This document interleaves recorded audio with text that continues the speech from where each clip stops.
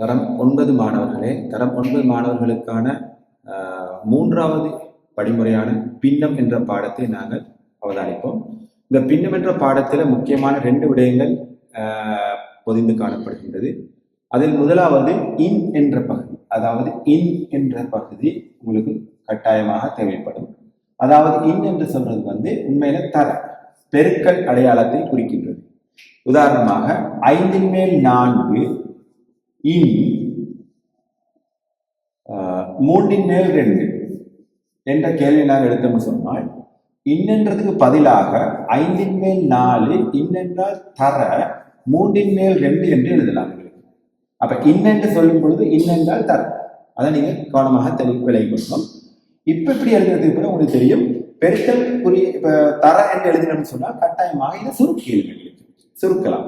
அதாவது 5 3 கீழே பகுதி எண்கள், 4 2 மேல உள்ள தொகுதி எண்கள். எனவே தொகுதி எண்ணில் ஒரு நம்பரையும் பகுதி எண்ணில் ஒரு நம்பரையும் எங்களுக்கு சுருக்க முடியும். எனவே அந்த வகையில 4ஐயும் 3ஐயும் சுருக்கியல் மட்டும் பார்க்க போறோம். 4க்கும் 3க்கும் பொதுக்காரணி இல்லை, ஆகவே சுருக்க முடியாது. அதே போல 5ஐயும் 2ஐயும் பார்ப்போம், சுருக்கியல் மாட்டு, அதையும் சுருக்க இயலாது. அதே போல 5ஐயும் 4ஐயும் சுருக்க இயலாது, 3ஐயும் 2ஐயும் சுருக்க இயலாது, பொதுக்காரணிகள் இல்லை. எனவே இந்த இடத்துல பொதுக்காரணிகள் எதுவுமே இல்லாதனால இது எங்களுக்கு சுருக்க முடியாது. எனவே நேரடியாக பெருக்கலாம். அதாவது 4 2ஆல பெருக்கினா 8, 5 3ஆல பெருக்கினா 15. இதுதான் இந்த கேள்விக்குரிய விடையாக அமையும். அப்ப இந்த இடத்துல எங்களுக்கு சுருக்கிறதுக்கு எதுவும் கிடைக்கும். அதனால கீழே உள்ளத கீழையும் மேல உள்ளத மேலையும் நாங்க பெருக்கி விடுகின்றோம். அப்ப இன் என்ற பகுதியில நாங்க முதலாவது தெரிஞ்சிருக்க வேண்டிய பகுதி. அடுத்தது நாங்க இன்னொரு கேள்வியை அவதானிப்போம். 8 5 இன் 15 மேல் 4, இதை நாங்க சுருக்கினு சொன்னால் எப்படி சுருக்குறது? 8 மேல் 5 இன்னென்றால் தர 15 மேல் 4, இந்த இன்னுக்கு பதிலாக தரன்னு போடுறோம். அதுக்கு பிறகு என்ன செய்யறோம்? கீழே மேலே சமனான இலக்கங்களால சுருக்கலாம். அப்ப சமனான இலக்கம் சொன்னால் பொதுக்காரணி 8க்கும் 4க்கும் பொதுக்காரணிகளில் பெரியது. உண்மையில சொல்ல போனால் பொதுக்காரணிகளில் பெரியதுன்னு சொல்லலாம். பொதுக்காரணிகள் பெரியது 4. ஆகவே 4ஆல சுருக்கலாம். இதை 4ஆல சுருக்கினால் ஒரு முறை, இதை 4ஆல சுருக்கினால் 2 முறை. அதே போன்று 5ஐயும் 15ஐயும் 5ஆல சுருக்கலாம். 5 5ஆல சுருக்கினா ஒரு முறை, 15 5ஆல சுருக்கினா 3 முறை. ஆகவே இதற்கு பிறகு சுருக்கிறதுக்கு முடியாது. எனவே பெருக்கி விடுவோம். பகுதி எண்ணையும் தொகுதி எண்ணையும் தனித்தனியாக பெருக்குவோம். தொகுதி எண்ணை பெருக்கினால் 4 1 1, பகுதி எண்ணை பெருக்கினால் 7 3 6. ஆகவே ஒரு இன் என்ற கணக்கு தரப்பட்டிருந்தால் அந்த இன் என்ற கணக்கை நாங்கள் எவ்வாறு செய்வது என்றுதான் நாங்கள் இந்த பாடத்துல அவதானிச்சோம்.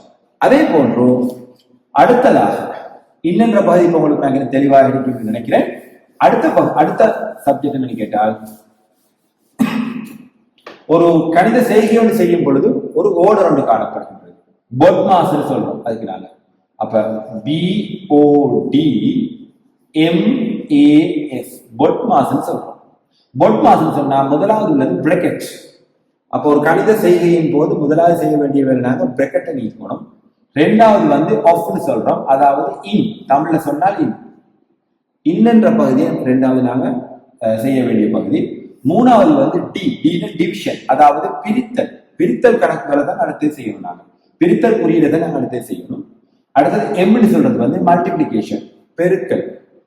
அடுத்தது ஏன்னு சொல்றது கூட்டல், எடிஷன். அதே மாதிரி எஸ்ன்னு சொல்றது சப்ஸ்ட்ராக்ஷன், கழித்தல். ஆகவே ஒரு இந்த மாதிரியான எல்லா குறியீடுகளும் கலந்ததான ஒரு கேள்வி ஒன்று வந்திருந்துன்னு சொன்னால் நீங்க இந்த ஓர்டர்ல தான் நீங்க கணக்கு செய்யணும். அதாவது முதலாவது அடைப்பு நீக்கணும், அதன் பிறகு என்னன்றதை நீங்க செய்யணும், அதுக்கு பிறகு பிரித்தல், பெருக்கல், கூட்டல், கழித்தல். இந்த ஓர்டர்ல தான் நீங்க இந்த கேள்விகளை செய்ய வேண்டியதா இருக்கு. எனவே இது சம்பந்தமாக ஒரு கேள்வி நாங்க பார்ப்போம். உதாரணத்துக்கு 3 உடன் 2 மேல் 1 இன் அடைப்பு 4 உடன் 3 1 கூட்டல் 2 மேல் 1 சக கழித்தல் 3 1. இந்த மாதிரியான ஒரு கேள்வி ஒன்று வந்திருந்தால் நாங்கள் முதலாவது செய்ய வேண்டிய வேலை என்னன்றது இதை நாங்கள் பிரித்தலாக இருப்போம். இதுல முதலாவது நாங்கள் செய்ய வேண்டிய வேலை உங்களுக்கு தெரியும், பிராக்கெட். முதலாவது செய்ய வேண்டிய வேலை பிராக்கெட். ஆகவே முதலாவது நாங்கள் பிராக்கெட்டை தான் நீக்கும். பிரக்கெட்டை நீக்கி ஒரு தனி பெருமானம் ஒன்று கண்டதுக்கு பிறகு, தனி பெருமானம் சொல்ற நேரம் ஒரு பின்னம் ஒன்று கண்டதுக்கு பிறகு அதன் பிறகு நாங்க செய்ய வேண்டியது இன்ன. அதுக்கு பிறகு நாங்க இன்னத்தான் நீக்கணும். இன்னுன்னு சொன்னால் அது தரையாக மாறும். இது தரையாக மாறினதுக்கு பிறகு அடுத்த கட்டம் தான் நாங்க என்ன செய்யணும், பிரித்தல் கேள்விகள் செய்யணும். அப்ப இந்த கணக்கை நாங்க திருப்பி நோக்க செய்யறதாக இருந்தால் முதலாவது நாங்க செய்ய வேண்டிய வேலை பிரக்கெட்டை நீக்கணும். அதாவது 3 2 மேல் 1 இன்னுன்னு சொன்னால் தர. இதை நாங்க கலப்பு பின்னத்தை முறைமை இல்லா பின்னத்துக்கு மாத்தினால் 3 4 12 13 கீழ் 3 வரும். சக அரைந்து கிடைக்கும் எங்களுக்கு. பிரித்தலை பெருக்கலா மாத்தினா 1 கீழ் 3 என்பது 3 கீழ் 1 மாறும். ஆகவே 3 கீழ் 1 சொன்னால் கீழே 1 நாங்க எழுதுறதுக்கு தேவையில்லை. எனவே இதுல தொடர் நான் இங்க எழுதுன்னு சொன்னால் 3 அரை சொல்ற நேரம் 3 2 6 7. அப்ப 7 கீழ் 2 தர. இதை நாங்க என்ன செய்யலாம்னு கேட்டால் போமாசி பார்க்கலாம். 3க்கும் 2க்கும் போமாசி வந்து 6. 6ல எத்தனை முறை 3கள் 2 முறை. 13 26. சக 6ல எத்தனை முறை 2கள் பார்க்கிறோம், 3 முறை. 3 3 தர அங்கால 3 வருது. இதை என்ன பண்ண சொல்லிக்கிறேன்னு சொன்னால் 7 கீழ் 2 தர 26 3 29 கீழ் 6 தர 3 கிடைக்கும். இதை எங்களுக்கு முடியுமான வரை சுருக்கலாம். அதாவது 3ஐயும் 6ஐயும் சுருக்கலாம். 3ஆல சுருக்கினா 1 முறை, 3ஆல சுருக்கினா 2 முறை. நான் நினைக்கிறேன் இதுக்கு பிறகு சுருக்க முடியாது. ஆகவே பெருக்கி விடுவோம். 7 9 63 6 மிச்சம் 7 2 14 மாறும் 20 கீழ் 2 4.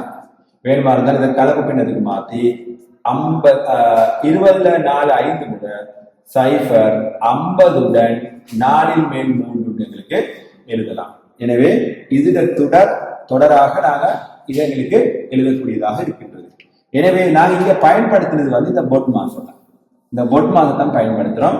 அப்ப பொட் மாசம் சொல்ற நேரம் எல்லா குறியீடுகள் இன் தர பெருக்கல் பிரித்தல் கூட்டல் கழித்தல் எல்லாம் கலந்து வந்திருந்தோம்னு சொன்னால் நாங்க செய்யறது இந்த ஓர்டர்ல தான் நாங்க செஞ்சு கொண்டு போறோம். ஆகவே இந்த பொட் மாசை பயன்படுத்தி எவ்வாறு வினாக்களை செய்யலாம் என்பது சம்பந்தமாக ஒரு உதாரணம் மூலமாக நான் உங்களுக்கு இந்த பாடத்தை விளங்கப்படுத்தியிருக்கின்றேன். இது சம்பந்தமான மேலதிக இன்னும் பயிற்சிகள் நிறைய இருக்கின்றது. 3 1 பயிற்சி உங்களுக்கு இன் சம்பந்தமான பயிற்சியாகவும், 3 2 பயிற்சி உங்களுக்கு இந்த பொட்மாஸோட சம்பந்தப்பட்ட பயிற்சிகளாகவும் காணப்படுகின்றது. இந்த பயிற்சிகளை நீங்க செய்வதோடாக இந்த பாடத்துல பின்னம் என்ற பகுதியில தெளிவான ஒரு விளக்கத்தை உங்களுக்கு பெற்றுக்கொள்ளக்கூடியதாக இருக்கும் என்று எதிர்பார்க்கின்றேன். எனவே இந்த பயிற்சிகளை நீங்கள் செய்து அது சம்பந்தமான மேலதிக விளக்கங்களை பெற்றுக்கொள்ளுமாறு கூறி இந்த பின்னம் என்ற பகுதி தரம் 9ஐ சேர்ந்த 3ஆம் பாடமான இந்த பின்னம் என்ற பகுதியில் இருந்து நான் விடைபெறுகின்றேன். அடுத்த பாடத்தில் உங்களை சந்திக்கும் வரை நன்றி.